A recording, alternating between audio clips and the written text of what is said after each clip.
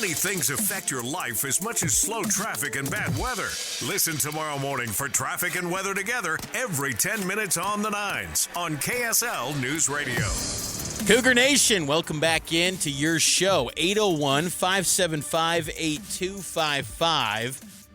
Was this the greatest week in BYU basketball history? It begs that question. When you take down brands like Kansas by 34 points, take down Arizona in the McKell Center, you're flying high, you're in the AP Top 25, you got a player as the Big 12 Player of the Week, your rival is firing their coach. It's the week of the year for BYU basketball, Matt. Oh, man. I mean, when you put it that way, it does sound like the best week in the history of BYU basketball. For me, it's close, but I would actually give the week of getting to the Sweet 16 with Jimmer as maybe the best week. And I know that the opponents that they beat weren't as good as these ones, but the magnitude of the moment. And then you consider that was Jimmer kind of continuing on to becoming the player of the year, sort of put his team on his back when Brandon Davies got suspended for the rest of that season, and he performed. And to get to the Sweet 16, it's something that's rarely happened for BYU. I felt like the stage was so big then, and that's not to say in the 80s it wasn't, but college basketball, there's a much bigger spotlight on it now than there was in the 80s. I thought that little weekend run where they got to the Sweet 16 was pretty dang significant. We'll keep talking about that question throughout the show. We're also going to be joined by Cannon Catchings, BYU freshman, who had a big game at Arizona, 14 points for Cannon. He'll be hopping onto the show coming up around 6:35, so stay tuned to that. Of course, Cougar Nation sponsored by Central Bank. Let's get to what's trending up and down with BYU basketball. Cougar Nation trending. What's trending up and what's trending down this season? Let's start with the positives because things are going great down in Cougar country. BYU 96-95 over Arizona, wins over Kansas and Arizona in the week. And now they're in the top 25, number 25. You're ranked.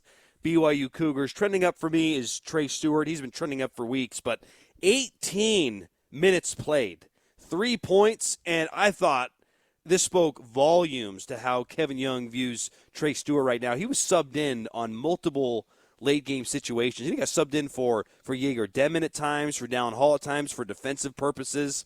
He has gained the trust of Kevin Young to play meaningful minutes, and I think one thing that has really helped him earn more minutes, Mitch. Look, we know the defense is great. The defense is great, but you can't provide nothing offensively. Now, he only takes 3 shots. He goes 1 of 2 from deep, but he's 5 of 10 from deep during this stretch of play where he's been getting more minutes. So he's at least a threat, and he's capable of making a shot. He's put the ball on the floor. He had a nice drive in that game where he drove in and then dumped it over the top to Foose, who got the layup. So he's making plays offensively, and then he's also adding just high-level, tremendous defense. I love what Trey Stewart's doing right now. It's a good poll. For me, I really like what Kevin Young's staff did as far as adjustments in the second meeting against Arizona, and that's promising because 3 of the last 4 games of the season are going to be repeat opponents for BYU, and you saw those tactical decisions, that X's and O's background that I think a lot of people were so excited regarding the Kevin Young hire with his NBA background. That shined against Arizona. I thought some of those timeout plays were just outstanding. The way that he was drawing it up. I thought that entire week against Kansas and Arizona, Kevin Young was out coaching 2 of the better coaches in this sport in Tommy Lloyd and Bill Self. And that's just really exciting, Matt, because I think the talent's only going to continue to improve long-term with Kevin Young overseeing the program, and you're going to see an influx of talent next year with number 1 recruit A.J. DeBansa, and then you factor in the returning personnel too next year. This guy's doing an outstanding job, and I just think that shined through in a win at Arizona because the Wildcats, they never lose at home. And to put up 96 on Except the BYU. Clearly. I mean, 2009, Jimmer Fredette, who we talked to on Saturday, on Cougar Sports Saturday, and then this game over the weekend as well. So I just thought Kevin Young's background and designing plays really shine, and that's trending up in these repeat matchups. Did I go too far in the opening segment saying he's one of the elite coaches in the conference already? I mean, you say Bill Self, Scott Drew. I think Kelvin Sampson's probably number 1 right now. And then TJ Otzelberger's really good. But Kevin Young, I think, just has all the package of he's got an ability to recruit, assemble rosters, and he's already got BYU in a position where they feel like they're a lock for the NCAA tournament right now, and that's impressive in year one as a first-year college basketball head coach. Trending down for you, Mitch, what do you got? For me, I'd say the trending down is just the defense, give up 95. But Arizona. Their shot making was ridiculous. It was. It was out of character. And that second half, it was a little bit worrisome. Del Orso, he was 3 of 3 from 3. He was 2 of 17 before he popped 3 in a row. So defensively, that's some areas to improve on heading into this matchup against ASU, which we'll talk about more a little bit later. For me, I hate to even bring this up, but it's the only thing I can think of. It's the only thing I could think of, Mitch. Fan behavior amongst these newcomer fan bases in the Big 12.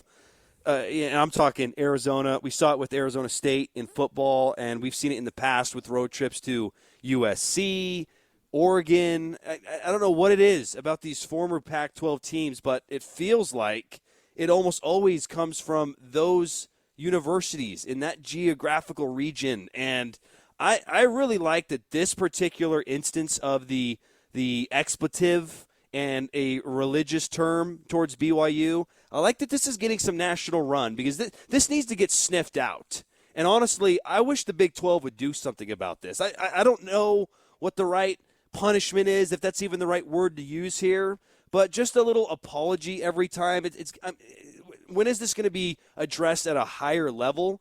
Because this is just flat out unacceptable. And if it was directed at other religious universities, I think it might take on a larger life of its own. Jake Retzlaff has talked about this, where he came here and he's of the Jewish faith, and it kind of took him by surprise, and he feels like, man, if that was said about my religion, the Jewish faith, it would be a much bigger story. So I want the conference to do something about this because it's really unacceptable, and it's unfortunate that it happens so much, and I think BYU fans are almost numb to it because it's happened so much, and that's sad. Yeah, I think what's interesting with this one is that it's a conference matchup. It's the first time BYU's experienced this where it's a program they're going to continue see every single year, so maybe there can be more lines of communication about this in ways to just get rid of this, and maybe you have to find the schools if you're the Big 12. I don't know what the exact answer is, right, but it's become a growing trend, that's for sure. And in the state of Arizona, there was multiple instances with football and in basketball. Why is it a thing, though? I'm struggling to understand that. Well, we got to get to a break. We'll have Cannon Catchings on the other side. We'll talk more about it a little bit later here on Cougar Nation.